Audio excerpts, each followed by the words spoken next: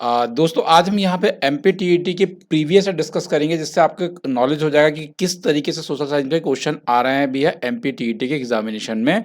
तो अगर आप सरकारी शिक्षक है या न्यू फ्रेशर है तो जरूर वीडियो को पूरा देखिएगा और वीडियो पसंद आए तो वीडियो को लाइक भी करिएगा। देखिए जो आज का हमारा जो पहला प्रश्न निकल कर आ रहा है जो बड़ा ही अच्छा प्रश्न है, बड़ा ही अच्छा प्रश्न है।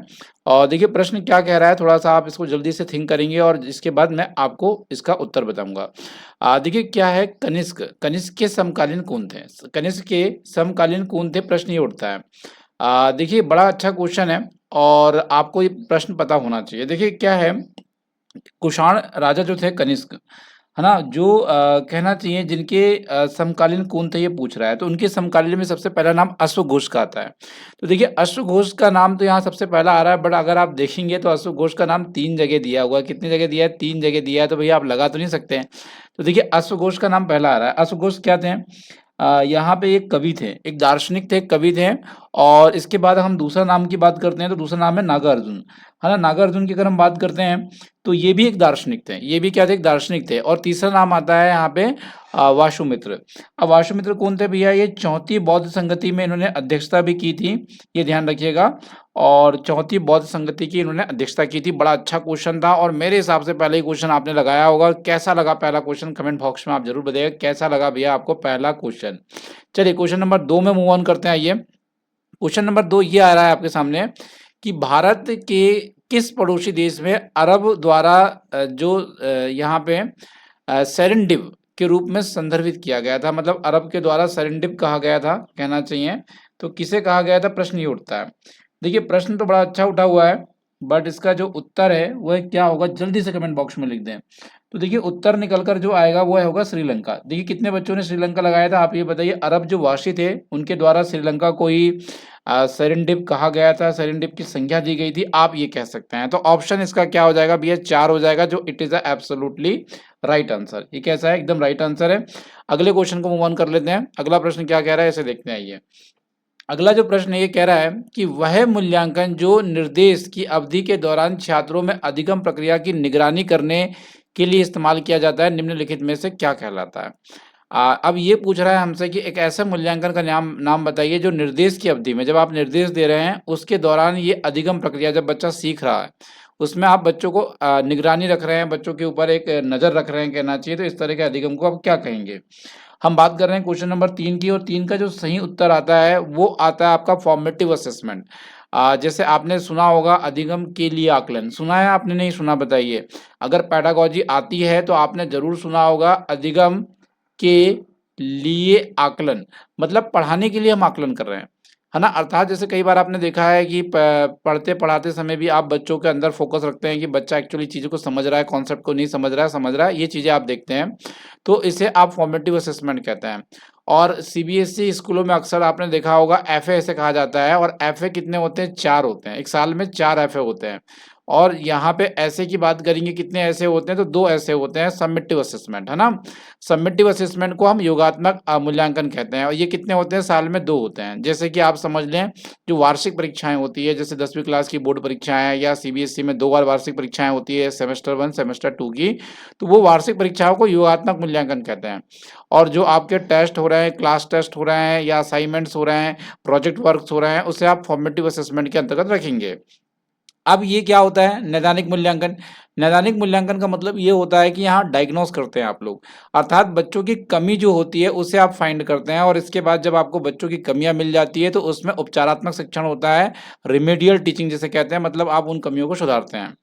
तो ये याद रखेंगे आप लोग, बड़ा अच्छा रहेगा, 1 नंबर आपका यहाँ से बन पाएगा भैया। और बिल्कुल आपका नंबर बनाने का ही हमारा प्रयास है, जो आप कहेंगे कि भैया बिल्कुल सर आप नंबर बना देंगे, आज ये वीडियो देखने के बाद आपके अंदर एक ऐसी फीलिंग आएगी। देखिए हम बात करते हैं बीओडी, है ना, बायोकेमिकल ऑक्सीजन डिमांड, जिसे शॉर्ट फॉर्म में अगर हम देखेंगे तो बीओडी कहा जाता है ना। कई बार बीओडी लिख देगा, कंफ्यूज मत होना। तो इसका अभिप्राय क्या है? ये क्या होती है बायोलॉजिकल ऑक्सीजन डिमांड? ये पूछ रहा है कि क्या होती है। देखिए क्या होता है बायोलॉजिकल ऑक्सीजन डिमांड।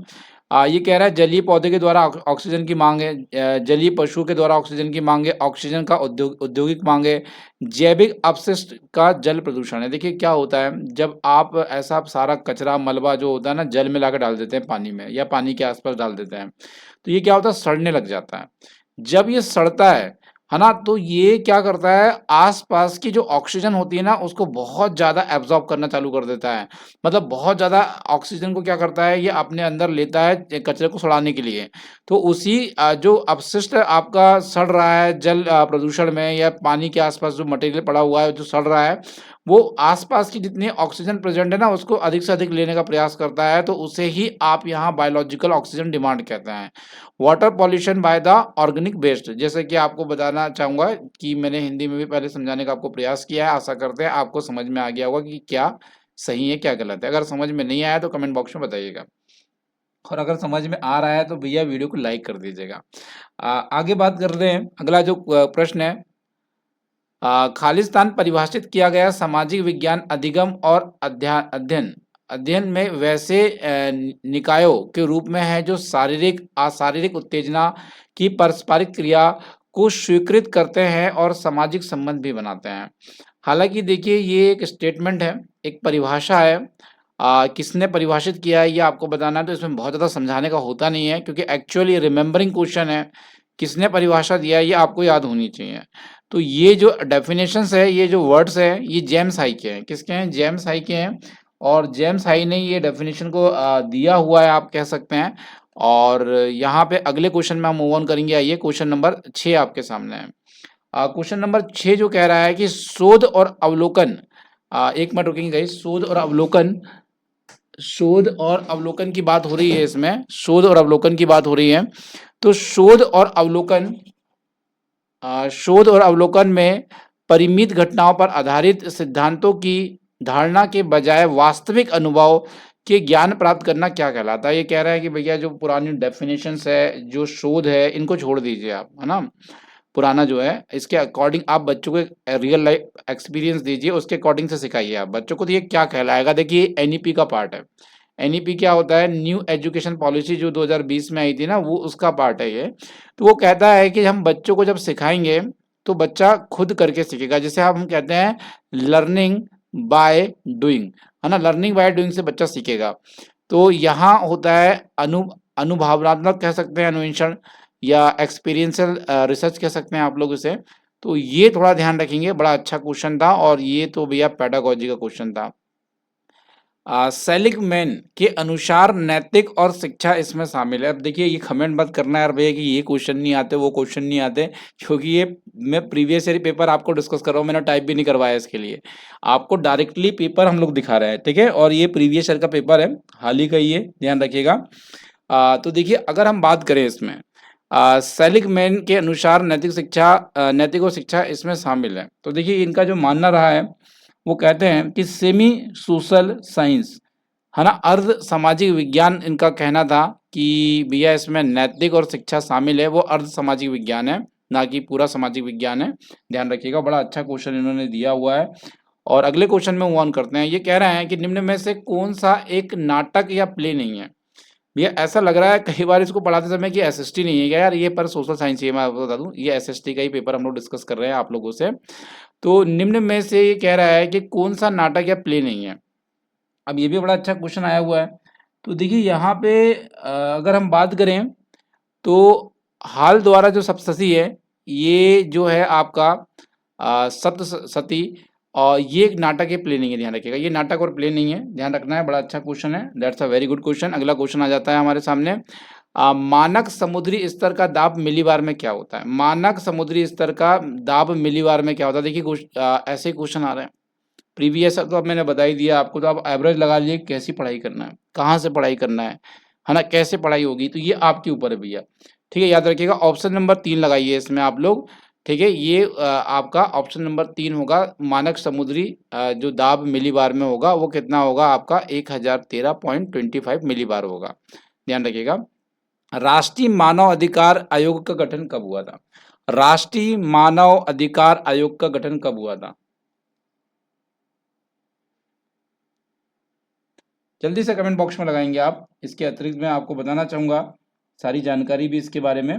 देखिए, हम बात करें अगर राष्ट्रीय मानव अधिकार आयोग, जिसे आप लोग NHRC भी कहते हैं ना, NHRC भी कहते हैं, ध्यान रखिएगा। इसका जो गठन होता है वो होता है 12 अक्टूबर को। कब होता है भैया? 12 अक्टूबर 1993 को होता है। कब होता है? 1993 को होता है, ध्यान रखिएगा, 1993 को होता है। और ये 1993 के तहत एक अधिनियम भी लाया गया था, जिसे मानव अधिकार संरक्षण अधिनियम 1993 के नाम से भी जाना जाता है। ये ध्यान रखिएगा, बड़ा अच्छा क्वेश्चन है। और इसका मुख्यालय कहाँ पर है? तो इसका मुख्यालय भैया न्यू दिल्ली में है। कहाँ है मुख्यालय? न्यू दिल्ली में है, याद रखिएगा, न्यू दिल्ली में इसका मुख्यालय है। ये भी बड़ा अच्छा क्वेश्चन है, याद रखिएगा भैया, ऐसे ये आएगा आएगा ये वाला क्वेश्चन, ऐसा क्वेश्चन आ सकता है, रिपीट हो सकता है वाला क्वेश्चन। सामाजिक विज्ञान को एक मुख्य पाठ्यक्रम का हिस्सा क्यों नहीं होना चाहिए? अब ये एक नई कहानी बता दिया इन्होंने कि सामाजिक विज्ञान को एक मुख्य पाठ्यक्रम का हिस्सा क्यों नहीं होना चाहिए।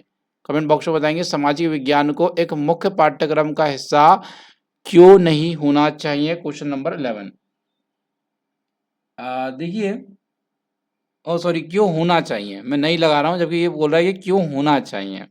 देखिए, इसलिए होना चाहिए कह रहे हैं सामाजिक विज्ञान को हिस्सा, क्योंकि ये गहन सोच को विकसित करने में मदद करता है।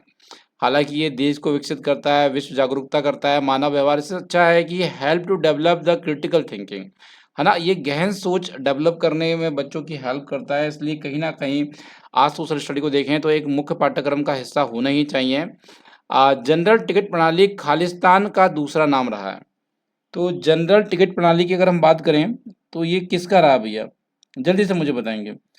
देखिए, यहाँ पे आपने देखा भी होगा, जो जनरल टिकट होती है, प्रणाली होती है, इसे आप बहुसदस्य निर्वाचन क्षेत्र कहा जाते हैं, कहते हैं, क्या कहते हैं? बहुसदस्य निर्वाचन क्षेत्र प्रणाली भी कहते हैं। ध्यान रखिएगा, ऑप्शन नंबर 1 इसके लिए सही है, एक्यूरेट है, राइट है। अगला क्वेश्चन देखते हैं, परिचर्चा पद्धति को इस नाम से भी जाना जाता है। देखिए, जिन्होंने दिया था उसका ही नाम आपको यहाँ पे चूज करना है, अल्टीमेटली बता दूं तो सुकराती पद्धति भी कहा जाता है, सुकराती पद्धति भी कहा जाता है, ध्यान रखिएगा, इसे सुकराती पद्धति भी कहा जाता है परिचर्चा पद्धति को, जहां आप लोग कहीं ना कहीं एक प्रकार से डिस्कशन करके सीखते हैं चीजों को, ध्यान रखिएगा। अगला प्रश्न आता है, किसी व्यक्ति के द्वारा स्वयं के भीतर झांककर स्वयं का अवलोकन करना, यानी आप अपने आप के अंदर झांक रहे हैं, खुद की कमियां, खुद की क्वालिटीज को आप देख रहे हैं कि भैया हमारे अंदर ये कमी है, ये क्वालिटी है, तो उसे क्या कहते हैं? तो उसे सेल्फ असेसमेंट कहते हैं। और सेल्फ असेसमेंट तो लिखा नहीं है इसमें, तो सर्वेक्षण होगा नहीं, आप एक्सपेरिमेंट अपने आप कर नहीं रहे, अपना मूल्यांकन सेल्फ असेसमेंट होता तो शायद चल भी जाता है ये। तो एक ही ऑप्शन बचता है ना, अंतरावलोकन। और ये बिल्कुल सही जवाब है ना यहाँ पे। और कहना चाहिए आप लोगों को, बिल्कुल क्लियर कट है, इसके कई बार सेल्फ असेसमेंट लिख कर आएगा, कंफ्यूज मत होना। ठीक है, आगे चलते हैं। निम्नलिखित में से सामाजिक परिवर्तन के रूप में शिक्षा इस दृष्टिकोण से संबंधित है, आप बताइए किस दृष्टिकोण से संबंधित है, आपको ही बताना है। क्वेश्चन नंबर 15 की हम बात कर रहे हैं। तो ये सही जवाब आएगा आपका ऑप्शन नंबर 4। जिन बच्चों ने लगाया है 1 नंबर यहाँ कैलकुलेट कर लीजिएगा। सामाजिक परिवर्तन के रूप में शिक्षा इस दृष्टिकोण से संबंधित है, तो यहाँ जवाब नंबर 4 आएगा इसके लिए। अगला क्वेश्चन देखते हैं, निम्नलिखित में से किसने इंग्लिश ईस्ट इंडिया कंपनी का संस्थापक चार्टर जारी किया था? जल्दी से कमेंट बॉक्स में बताएंगे किसने चार्टर जारी किया था भैया। तो यहाँ क्वेश्चन नंबर 16 है और आपको जवाब देना है किसने जारी किया था।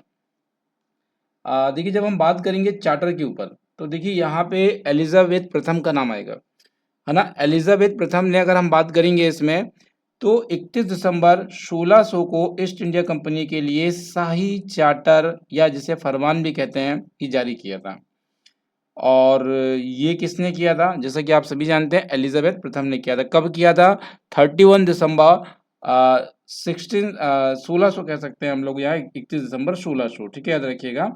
तो ये चीजें भैया आपको बननी चाहिए, नहीं तो बात नहीं बन पाएगी। अगला क्वेश्चन आता है यहाँ पे, कैसा लग रहा है प्रीवियस ईयर देख के? आ रहा है कॉन्फिडेंस, आ रहा है कि कॉन्फिडेंस लूज हो रहा है? जल्दी कमेंट बॉक्स में बताएं, कॉन्फिडेंस लूज हो रहा है तो एनसीईआरटी पढ़ो भैया, है ना। एनसीईआरटी पढ़ो, 6ठी से 12वीं तक नहीं पढ़ पा रहे हो, 6वीं से 10वीं तक की एनसीईआरटी पढ़ लो। इसके लिए 6वीं से 10वीं तक का हमने नोट्स बना दिया है। एनसीईआरटी को वन लाइनर में ऐसा लिख कर दे दिया है आपको, और वो नोट्स कहाँ मिलेगा? हमारे ऐप एजुकेशन फॉर यू में मिलेगा।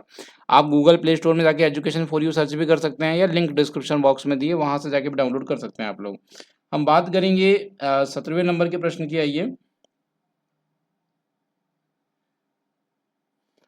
17वें नंबर का क्वेश्चन ये कह रहा है कि विजयनगर साम्राज्य की स्थापना में दिल्ली के समय दिल्ली का सुल्तान कौन था? जब विजयनगर साम्राज्य की स्थापना हो रही थी तो उस समय कौन था भैया यहाँ दिल्ली का सुल्तान? आपसे ये पूछा जा रहा है। तो देखिए यहाँ पे कोई तुगलक थे, अगर मैं आपको बता दूं तो इनका नाम था मोहम्मद बिन तुगलक, है ना? तुगलक। तो ये 1325 से लेके 1351 के आसपास अगर हम देखेंगे तो दिल्ली सल्तनत में ये रहे हैं। हालांकि बहुत विवाद रहा है इनके सुल्तान रहते हुए और बहुत सारे विवाद चले हैं। अब आपको कौन सा विवाद बता दूं, और काफ़ी खराब शासन, विफल शासन के लिए इनको जाना गया है, ध्यान रखिएगा। कई इतिहासकारों ने इन्हें बुद्धिमान मूर्ख भी कहा है। क्या कहा है? बुद्धिमान मूर्ख कहा है कई इतिहासकारों ने इन्हें, बुद्धिमान मूर्ख, बुद्धिमान है पर मूर्ख है। तो ये मैंने नहीं कहा है, इतिहासकारों ने कहा है। भारतीय राष्ट्रीय कांग्रेस के प्रथम अध्यक्ष कौन थे भैया? ये लड्डू क्वेश्चन आया, ये लड्डू क्वेश्चन आया यहाँ पे, ये लड्डू क्वेश्चन आया भैया। तो भारतीय राष्ट्रीय कांग्रेस के जो प्रथम अध्यक्ष रहे हैं ये कौन है, प्रश्न ये बनता है। तो ये वोमेश चंद्र बनर्जी जी हैं, वोमेश चंद्र बनर्जी हैं। ऑप्शन नंबर 1 लॉक करना था आपको, सही जवाब आएगा वोमेश चंद्र बनर्जी। देखिए यहाँ पे दिसंबर 1885 की बात है। दिसंबर 1885 में बम्बई में, जिसको आप आज मुंबई कहते हैं, एक कांग्रेस का पहला अधिवेशन आयोजित किया जाता है। सॉरी, कांग्रेस का एक अधिवेशन आयोजित किया जाता है जिसके ये अध्यक्ष बनते हैं। याद रखिएगा, अध्यक्ष बनते हैं। ये काफ़ी महत्वपूर्ण क्वेश्चन है, ये काफ़ी महत्वपूर्ण क्वेश्चन है, ध्यान रखिएगा। इंपॉर्टेंट क्वेश्चन है भैया, इंपॉर्टेंट क्वेश्चन है। तो आगे चल लेते हैं अगले क्वेश्चन में, 19 नंबर में। ये बोल रहे हैं किसने टिप्पणी की है कि हमारी माध्यमिक शिक्षा हमारी शैक्षिक मिशनरी में सबसे कमजोर कड़ी रही है, इसमें तत्काल सुधारों की आवश्यकता है। ये किसने कहा है? ये बात तत्काल सुधारों की आवश्यकता है, किसने कहा है? तो भैया ये कहने वाले कोई मामूली इंसान नहीं है, ये है डॉक्टर एस राधाकृष्णन। कौन है? डॉक्टर एस राधाकृष्णन का कहना था कि हमारी माध्यमिक शिक्षा सबसे कमजोर कड़ी है, इसमें सुधार की आवश्यकता है। ध्यान रखिएगा, डॉक्टर एस राधाकृष्णन का ये कमिटमेंट है, ये जवाब है। ध्यान रखिएगा, बड़ा अच्छा क्वेश्चन है और इम्पॉर्टेंट भी है। तो भैया इसमें नज़र बनाकर रखिएगा कुछ इंपॉर्टेंट क्वेश्चन जो हम डिस्कस कर रहे हैं। अन्वेषण आधारित अधिगम शिक्षा को किस दर्शन पर आधारित है? आप ये बताइए, अन्वेषण आधारित अधिगम शिक्षा के किस दर्शन पर आधारित है? देखिए अन्वेषण मतलब, अन्वेषण का मतलब क्या होता है? जहाँ पे खोज हो रही है, जहाँ पे रिसर्च हो रही है ना? तो जहाँ पे रिसर्च हो रही है, खोज हो रही है, तो वो एक्चुअल यहाँ पे ऑप्शन नंबर 4 के साथ जाइए, प्राकृतिकवाद। प्राकृतिकवाद पर आधारित है, ये आप कह सकते हैं। अगला क्वेश्चन आता है यहाँ पे, ये कह रहे हैं भारत ने 1971 में खालिस्तान के साथ 20 वर्षीय शांति और मित्रता संधि पर हस्ताक्षर किए थे। श्रीलंका के साथ तो किए नहीं थे, याद रखिएगा, है ना? बांग्लादेश के साथ भी हुआ नहीं है। तो किसके साथ हुआ था? तो सोवियत संघ, जिसे आप रूस के नाम से भी जानते हैं, है ना, इनके साथ एक मित्रता होती है। 20 वर्षीय शांति और मित्रता संधि पर हस्ताक्षर होता है 1971 में। कब होता है भैया? 1971 में होता है। ध्यान रखिए, कब होता है? 1971 में होता है। और समय बता दूं, 9 अगस्त, अगर टाइम पूछ लिया गया कई बार तो 9 अगस्त 1971 को हुआ था ये ध्यान रखिएगा, तारीख याद रखिएगा। भारत और सोवियत संघ रूस के बीच में हुआ था, 20 सालों के लिए हुआ था। ध्यान रखिएगा कितने सालों के लिए? 20 सालों के लिए हुआ था। और 1991 में इसे बढ़ा भी दिया गया है, 1991 में इसे बढ़ाया भी गया है। ध्यान रखिएगा, 1991 में इसे बढ़ाया गया, एक्सटेंड किया गया है। हालांकि मित्रता तो रूस से बढ़िया चल रही है अभी अभी आप देख ही रहे हैं, कोई दिक्कत नहीं है। अगला क्वेश्चन देखते हैं। संयुक्त राष्ट्र की एक इकाई है जो सभी सदस्यों या राज्यों से निर्मित है। आप बताइए कहाँ निर्मित है? क्वेश्चन नंबर 22 की हम बात करेंगे। क्वेश्चन नंबर 22 में क्या आता है? जवाब 4 आता है आपका, महासभा। क्या आता है भैया? महासभा। संयुक्त राष्ट्र की इकाइयों एक इकाई है जो सभी सदस्यों के राज्यों में निर्मित है, महासभा आप इसे कहते हैं। जनरल असेंबली की बात ये कह रहे हैं। तो जवाब बिल्कुल क्लियर कट है और मेरे हिसाब से आप लोग बहुत समझदार हैं, तो आपने वीडियो को लाइक कर दिया होगा, अभी तक आपने लाइक कर दिया होगा।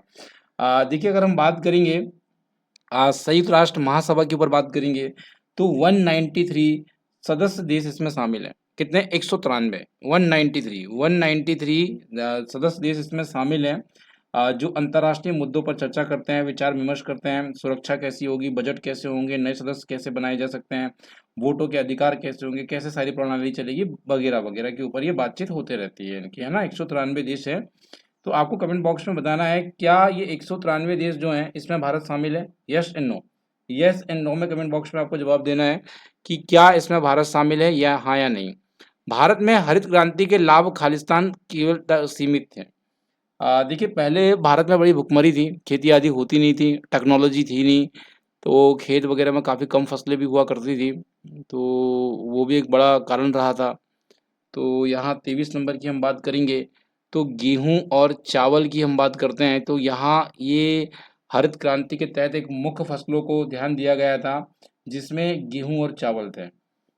हालांकि भारत में अगर हरित क्रांति के जनक कहीं पूछ लिया जाए आपसे तो आप कहेंगे भैया डॉक्टर एम.एस. स्वामीनाथन का नाम लेंगे, ठीक है, याद रखिएगा। अगर विश्व में पूछ लिया जाए तो विश्व में हरित क्रांति के जनक कौन है, तो नॉर्मन बोरलॉग का नाम लेंगे आप लोग, नॉर्मन बोरलॉग, ध्यान रखिएगा। इन्होंने हरित क्रांति पूरे विश्व में सबसे पहली बार दी है नॉर्मन बोरलॉग ने, और भारत में दिए डॉक्टर एम.एस. स्वामीनाथन ने, याद रखिएगा। और ये मुख्यतः कृषि की उपज बढ़ाने आदि के लिए जानी जाती है, जैसा कि आप देख भी रहे हैं यहाँ पे गेहूं और चावल के लिए बात हो रही है। प्राचीन और मध्ययुगीन भारत में एक संघ को के प्रमुख को खालिस्तान कहा जाता था। तो देखिए एक संघ के प्रमुख को खालिस्तान कहा जाता था, ये बोल रहा है। क्वेश्चन नंबर हम 24 की बात कर रहे हैं। जवाब क्या होगा जल्दी से कमेंट बॉक्स में लिखने का प्रयास करेंगे। जवाब आएगा जे तक, है ना, जे तक कहा जाता था। एक अच्छा प्रश्न है, एक राइट आंसर आपके पास जे तक का है। अगला क्वेश्चन में चलेंगे, आइए। अगला जो प्रश्न आ रहा है आपके सामने, कह रहा है पृथ्वी पर जीवन के इतिहास पर चट्टानों की संरचना के विषय में जानकारी प्राप्त करने की एक विधि को जीवाश्म का अध्ययन यह कहलाता है। देखिए आपने देखा है कि जो पृथ्वी का जीवन का इतिहास है, चट्टानों की संरचना जानकारी है, कितनी पुरानी है वगैरह वगैरह, जो जीवाश्मों का अध्ययन कहलाता है, इसे और क्या कहते हैं, प्रश्न ही उठ रहा है।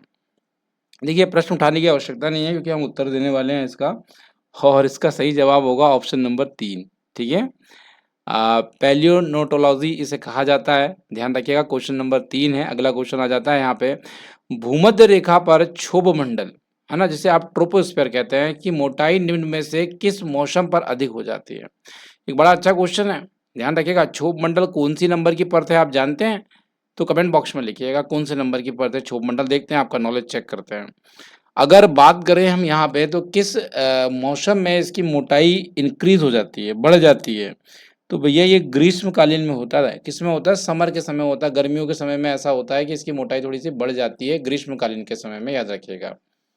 आगे चलते हैं। एक वर्ष में किसकी अर्थव्यवस्था में उत्पादित अंतिम वस्तुओं और सेवाओं का मूल्य को खालिस्तान के रूप में जाना जाता है। देखिए एक वर्ष में जो भी अर्थव्यवस्था में उत्पादित अंतिम वस्तुएं हैं या सेवाओं का जो मूल्य है उसे किस रूप में जाना जाता है। देखिए भारत में अगर आप देखेंगे तो सभी जानते हैं, यहाँ पे ग्रॉस डोमेस्टिक प्रोडक्ट कहा जाता है, सकल घरेलू उत्पाद।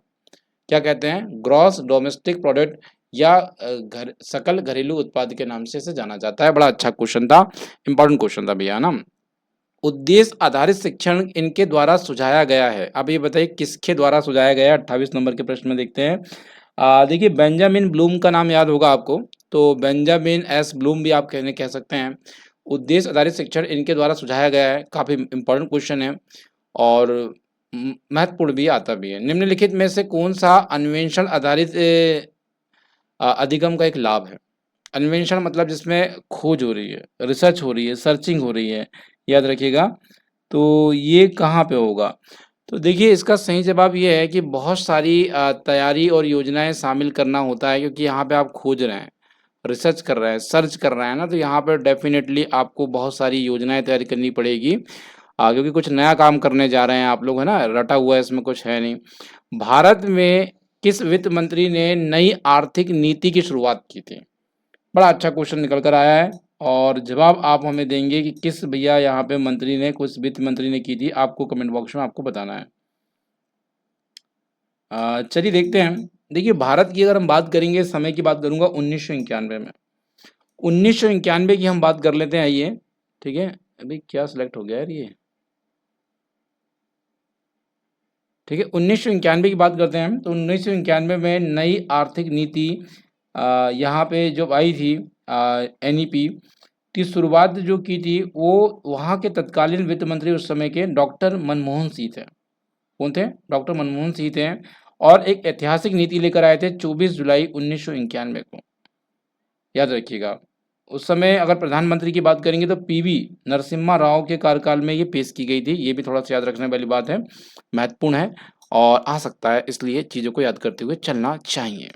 अगले क्वेश्चन में देखते हैं, आइए क्या कहता है अगला क्वेश्चन। भारत के खाद्य सुरक्षा के लिए किस योजना का विस्तार पर चर्चा हुई है? जल्दी कमेंट बॉक्स में उत्तर देंगे आप। बहुत ज़्यादा जल्दबाजी में इसलिए सेशन नहीं कर रहा हूँ कि समझ में आना चाहिए, समझ में आना चाहिए भैया। तो देखिए जवाब आता है 9वीं योजना। 9वीं योजना इसके लिए राइट आंसर है। 9वीं योजना इसके लिए राइट आंसर है। भारत में खाद्य सुरक्षा के लिए किस योजना विस्तार में चर्चा हुई है? तो 9वीं योजना में हुई है। अगला क्वेश्चन देखते हैं, भारत संविधान में कौन सा अनुच्छेद ऐसा है जो नागरिक के मौलिक अधिकार को प्रवर्तित करने में सर्वोच्च न्यायालय पे जाने का अधिकार देता है? भैया अगर मौलिक अधिकार को कोई हनन कर रहा है तो सर्वोच्च न्यायालय में जाकर आप केस भी कर सकते हैं उसके ऊपर। तो ये जो देता है वो 32 नंबर का मौलिक अधिकार देता है। कौन से नंबर का देता है भैया? 32 नंबर का मौलिक अधिकार देता है, ध्यान रखिएगा। भारतीय संविधान को कौन सा अनुच्छेद एक स्वतंत्र चुनाव आयोग प्रदान करता है, आप ये बताइए। तो देखिए 324 जो अनुच्छेद होता है, ये भारतीय संविधान का कौन सा अनुच्छेद एक स्वतंत्र चुनाव आयोग देता है? तो 324 अनुच्छेद देता है, ध्यान रखिएगा 324 देता है। निम्नलिखित में से कौन सा सूक्ष्म शिक्षण माइक्रो टीचिंग पर लागू नहीं है? अब भैया माइक्रो टीचिंग के बारे में तो सभी जानते हैं मेरे हिसाब से, नहीं जानते क्या? नहीं जानते तो भाई वीडियो देखिए जाकर, पूरा हमने पढ़ाया हुआ है। देखिए क्या होता है, माइक्रो टीचिंग 36 मिनट की होती है। कितने मिनट की होती है? 36 मिनट की होती है। कितने मिनट की होती है भैया? 36 मिनट की होती है।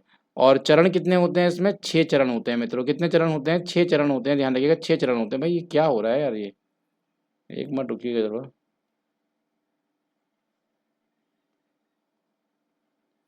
हाँ चलिए ठीक कर दिया हूँ मैंने। देखिए 6-6 मिनट की होती हैं। पहला चरण 12 मिनट का होता है, बाकी चरण यहाँ पे 6-6 मिनट्स के होते हैं, है ना? ओ सॉरी, पहले चरण के लिए टाइम नहीं होता, सॉरी फॉर दैट। पहले चरण के लिए टाइम नहीं होता क्योंकि आप तैयार करके आए हैं। दूसरा चरण 6 का आएगा, फिर 6 का आएगा। यहाँ चौथा वाला जो होगा 12 का होगा, फिर 6-6 के हो जाएंगे, है ना? याद रखिएगा। और पहला वाला यहाँ पे 0 का हो जाता है क्योंकि पहले से आप तैयारी करके आए हैं उसकी। तो माइक्रो टीचिंग क्या है? एक इफेक्टिव तरीके से पढ़ाने का तरीका है, जहाँ पे आप अपने बच्चों को कम समय में कोई एक टॉपिक जो है कोई विशिष्ट बच्चों को समझा सकते हैं। और इसमें फीडबैक भी होता है, पर ये जो कह रहा है हमसे कि हम तत्कालिक प्रतिपुष्टि प्राप्त नहीं होती, तत्कालिक होती है। तत्कालिक कैसी होती है आइए समझते हैं इसको। जैसे यहाँ पे 6 चरण हैं। पहले चरण आप घर से तैयारी करके आए हैं, इसके लिए 0 मिनट है। ये प्लान आपने बनाकर आया घर से, यहाँ प्लान होता है। इसके बाद यहाँ पे क्या होती है? टीचिंग होती है। इसके बाद यहाँ पे क्या होता है? फीडबैक होता है। ये 6 मिनट की टीचिंग होगी, 6 मिनट में फीडबैक लेना है। फिर 12 मिनट आपको रीप्लान करने के लिए दिए जाएंगे, फिर से प्लान करना है आपको उसको। और फिर 6 मिनट में आपको उसको पढ़ाना है, 6 मिनट में फीडबैक लेना है। तो तुरंत तत्काल फीडबैक होते हैं इसमें। और ये भाई साहब कह रहा है तत्काल फीडबैक नहीं होते हैं, तो इट इज़ एब्सोल्युटली रॉन्ग।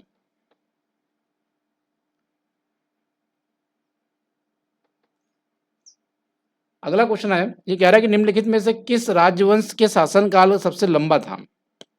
चलिए बताइए किस शासनकाल सबसे लंबा था? तो भैया यहाँ पे पालों का शासनकाल सबसे लंबा रहा है, पाल का। याद रखिएगा पालों का सबसे ज़्यादा रहा है। निम्नलिखित में से कौन सा वायसराय इल्बर्ट बिल विवाद से जुड़ा हुआ है? आप बताइए भाई कौन सा वायसराय है? तो देखिए इसका सही जवाब जो निकल कर आएगा मित्रों, वह निकल कर आएगा लॉर्ड रिपिन। लॉर्ड रिपिन के समय आया था, ध्यान रखिएगा लॉर्ड रिपिन इसके लिए सही जवाब है। इसमें बहुत चर्चा नहीं करेंगे तो बहुत बड़ा वीडियो हो जाएगा। निम्नलिखित में से क्या भारत में आर्थिक विकास में मुख्य बाधा बनता है? जब हम आर्थिक विकास के ऊपर बाधा की बात करते हैं तो यहाँ पे निम्न उत्पादकता, अगर उत्पादकता ही कम होगी तो भारत तो उत्पादकता के ऊपर डिपेंड है, तो भैया ये आर्थिक बाधा का सूचक होगा। निम्नलिखित में से कौन सा एक वाणिज्य बैंक है? अगर वाणिज्य बैंक की बात करें हम लोग तो ये यहाँ पे स्टेट ऑफ इंडिया है। क्या है? स्टेट ऑफ इंडिया एक प्रकार का वाणिज्य बैंक भी है, ध्यान रखिएगा। अगला, निम्नलिखित में से कौन से मुगल सम्राट ने तंबाकू का उपयोग में प्रतिबंधित किया था कि भैया तंबाकू का उपयोग अब नहीं होगा? तो किसने कहा था? ये जहांगीर ने कहा था। किसने कहा था भैया? जहांगीर ने किया था। तंबाकू के ऊपर बैन लगा दिया था, कह सकते हैं। एक प्रभावी शिक्षक कक्षा में वातावरण को अधिक बनाता है। एक अच्छा टीचर वह होता है जो बच्चों को फ्रीडम देता है कि कोई प्रश्न नहीं बन रहा है तो पूछे, जवाब दे। एक एटमॉस्फेयर फ्रेंडली होता है जिसे आप लोकतांत्रिक भी कहते हैं। शेर शाह के द्वारा प्रचलित किया गया कि मुगलों के द्वारा जारी किया गया चांदी का सिक्का था। ये कह रहे हैं कि शेर शाह के द्वारा प्रचलित किया गया और मुगलों के द्वारा जारी किया गया चांदी का सिक्का था। तो भैया ये जो सिक्का इन्होंने चालू किया था वो था रुपया। क्या था? रुपया था, याद रखिएगा, रुपया था, ध्यान रखना है, रुपया था। अगला क्वेश्चन देखते हैं हम लोग यहाँ पे।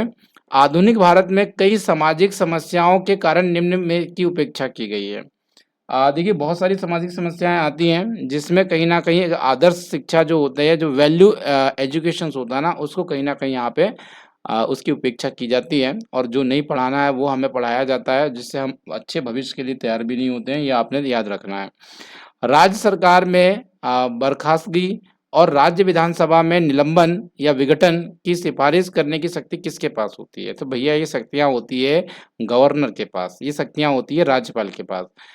विश्व स्तर पर हरित क्रांति के जनक मैंने आपको कुछ देर पहले ही बता दिया था, नॉर्मन बोरलॉग होंगे, याद रखिएगा, नॉर्मन बोरलॉग होंगे।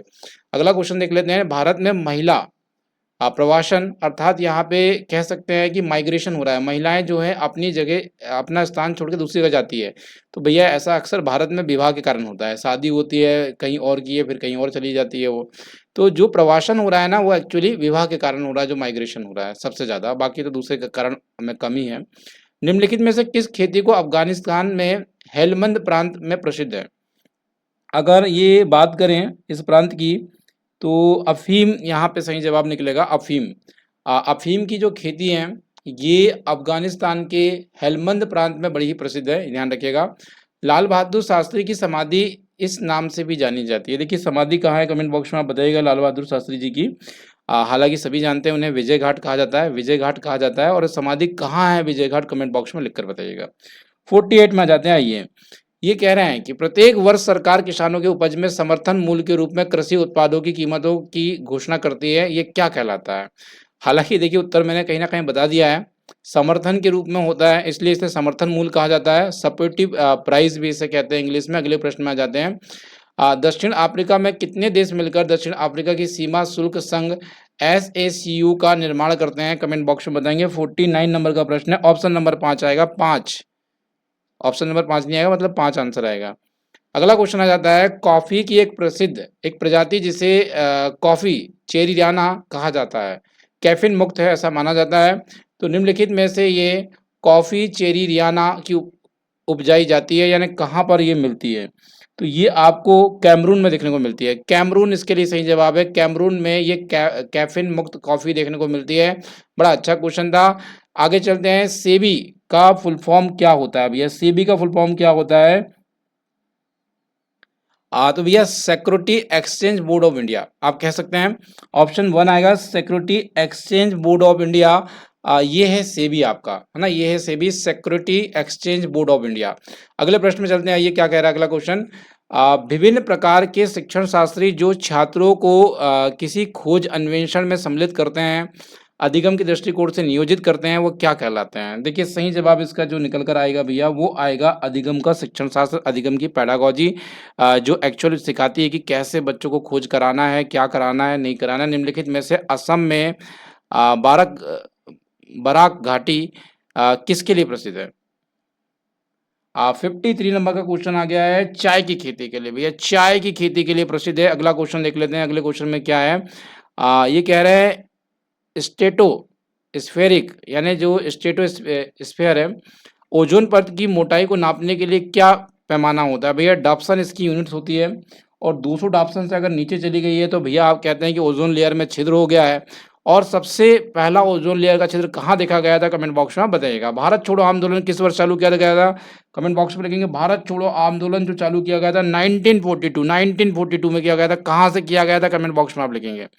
बेहद ज्वार भाटा और लघु ज्वार भाटा की अनुमानित अंतराल कितना होता है? इन दोनों के बीच का अंतराल कितना होता है? लगभग 7 दिन का, लगभग 7 दिन का आपको बताना चाहूंगा, 7 दिन का अंतराल होता है। अगले क्वेश्चन में देखते हैं। सारनाथ में सारनाथ की सिंह राजधानी निम्नलिखित में से किस राजा से संबंधित है? अगर राजा की बात करते हैं 57 नंबर की, तो अशोक राजा से संबंधित है, अशोक राजा इसके लिए राइट आंसर है। अगले क्वेश्चन को देखते हैं। वायुमंडल की किस परत में ओजोन गैस केंद्रित है?